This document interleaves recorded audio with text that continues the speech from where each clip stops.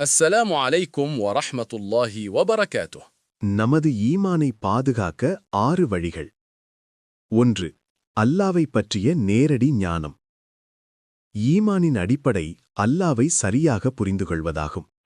அவனது ஆற்றல் மற்றும் பண்புகளில் எவரையும் இணை வைக்காமல் இருப்பது ஈமானை உறுதிப்படுத்தும். ஆதாரம்: நிச்சயமாக அல்லாஹ் தனக்கு இணை கற்பிக்கப்படுவதை மன்னிக்க மாட்டான். அதைத் தவிர மற்ற பாவங்களை தான் நாடியவர்களுக்கு மன்னிப்பான். குர்ஆன் 2:48. 2. ஐவேளை தொழுகையை பேணுதல். தொழுகை என்பது ஒரு முஃமினுக்கும் இறைநம்பிக்கையாளர், காஃபிருக்கும் இறைமறுப்பாளர் இடையிலான பிரித்தறியும் கோடாகும். இது ஈமானுக்கு கேடையாக அமைகிறது.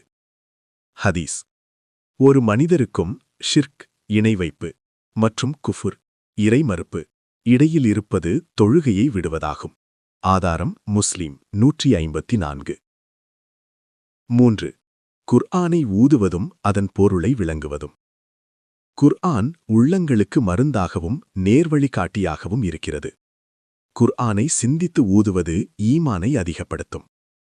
ஆதாரம்: அல்லாவின் வசனங்கள் அவர்களுக்கு ஓதிக்காட்டப்பட்டால் அது அவர்களது ஈமானை, நம்பிக்கையை அதிகப்படுத்தும். குர்ஆன் 8:2. 4. மறுமை சிந்தனையை வளர்த்துக் கொள்ளுதல்.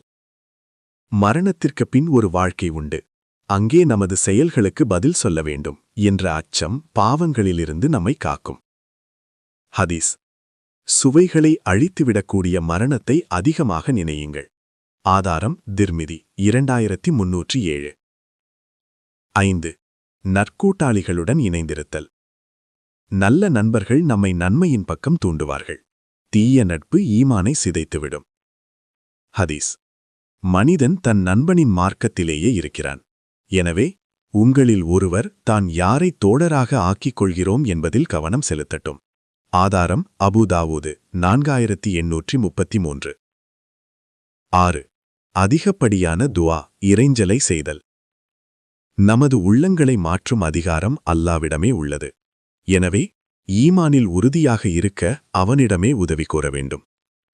ஹதீஸ்: உள்ளங்களை மாற்றக்கூடியவனே, எனது உள்ளத்தை உனது மார்க்கத்தில் உறுதியாக்குவாயாக.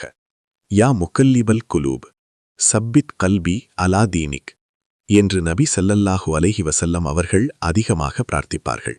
ஆதாரம்: திர்மிதி 2140.